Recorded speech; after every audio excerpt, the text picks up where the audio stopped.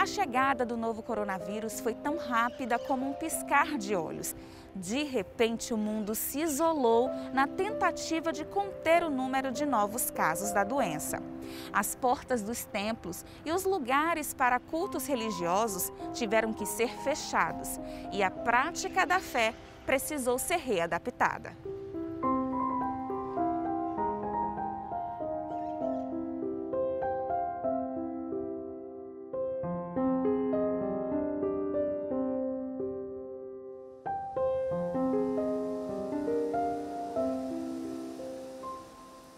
Quando o mundo silenciou, foi impossível não refletir.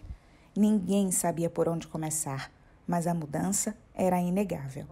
As relações seriam diferentes, as prioridades reavaliadas, o próprio tempo seria entendido de outra maneira. A partir de agora, manter a distância era a realidade próxima de nós. Foi então que os templos do consumo suspenderam atividades, os templos da beleza apagaram as luzes, os templos da fé fecharam as portas. Na tradição protestante, a ideia de cristianismo está ligada diretamente à vivência em comunidade.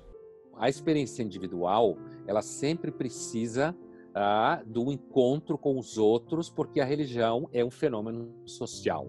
Mas e agora? Seria a comunidade da fé apenas aquela que se reúne dentro das quatro paredes de uma igreja? É claro que o cristianismo, e principalmente a tradição protestante, sempre teve um viés de interpretação da ideia do corpo como templo do Espírito Santo numa chave mais individual e que, portanto, o centro da vida religiosa não é apenas o momento da congregação, mas é um momento, também pode ser vivido completamente na solidão entre você e Deus. A pandemia nos tirou desse espaço por um tempo. E isso está sendo bastante doloroso. Eu acho que provocou uma reflexão sobre a fé compartilhada com a família, ou para aqueles que vivem sozinhos, sobre a devoção pessoal. Nós fizemos das nossas casas um local de culto e adoração. Tivemos que fazer isso. Já deveria ser sempre, mas esse conceito ele se intensificou. É um conceito que sempre existiu, mas ele se fortaleceu agora, né? Então, eu creio que nós podemos tirar daí a necessidade de renovarmos nossos momentos de oração, nossa meditação em família, o tempo para a leitura da Bíblia e de outras obras inspiradoras. Tudo mudou. No lugar dos cultos presenciais, as reuniões online, lives e mais lives foram promovidas para ajudar aos mais necessitados. A comunhão com o semelhante também se tornou virtual, mas não deixou de ser real. Se antes a tecnologia já se fazia presente nas relações religiosas, em tempos de pandemia ela se consolidou ainda mais. As próprias religiões, mesmo as várias denominações cristãs, têm feito uso de ferramentas digitais para mandar conteúdo para fiéis.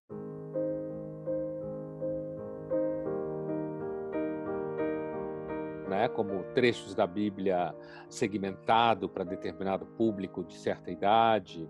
A gente sabe que tem pastores usando o TikTok, certo?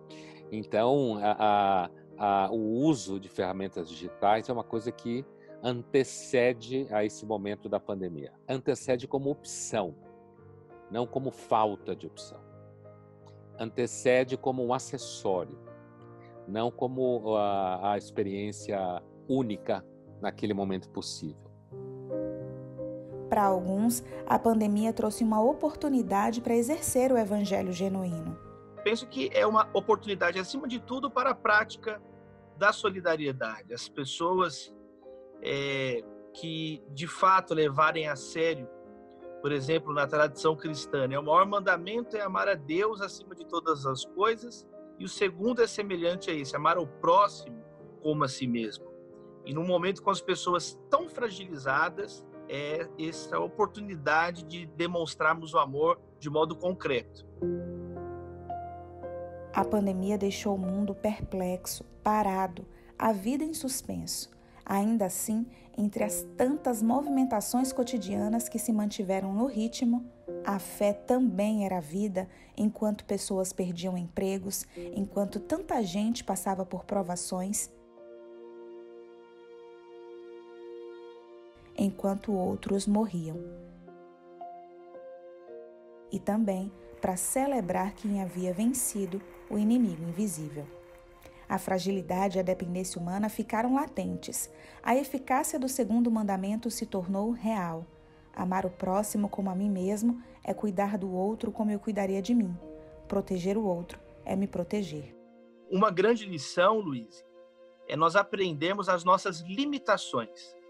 Essa pandemia de coronavírus, ela mostrou as limitações dos governos, das pessoas, dos cientistas. Por isso que é até difícil, num grande momento onde nós aprendemos o limite das nossas projeções, continuar projetando, entende? Talvez essa é uma grande lição, ver a fragilidade da vida humana. Mesmo nessa epidemia aí, nessa pandemia que a gente está vivendo, a gente vê atitudes de solidariedade, pessoas mobilizadas, igrejas mobilizadas em ajudar as pessoas, oferecer alimento, oferecer apoio, enfim. Então, as igrejas continuaram atuando dessa forma, né? Então, acho que isso é algo bem interessante, desperta essa questão da solidariedade. O lugar onde religiosos costumavam se encontrar para comungar, hoje está vazio. Aos poucos, a reabertura dos templos está acontecendo. Entre os assentos, o X traduz a necessidade do distanciamento social, mas apesar disso, cada membro se une ao outro através do elo da fé. O amor, ele é criativo. O amor, ele encontra meios, ele contorna obstáculos, ele é perseverante, ele é paciente. O amor, ele foi resumido pelo próprio Jesus como o centro da sua mensagem. O amor, ele é fruto do Espírito. O amor é o resultado de Deus na vida de uma pessoa. Então, que os cristãos possam cumprir, num momento crítico como esse, a ética radical de Jesus. O próprio texto bíblico diz que o amanhã é desconhecido para o homem. As orações em uníssono têm clamado pelos doentes, familiares, profissionais essenciais, pela vacina, pela cura. Independente do credo, todos pedem o fim da doença. Quando se trata da espiritualidade, é preciso entender que qualquer hora, tempo, lugar e até mesmo circunstâncias são perfeitos para se conectar com o divino.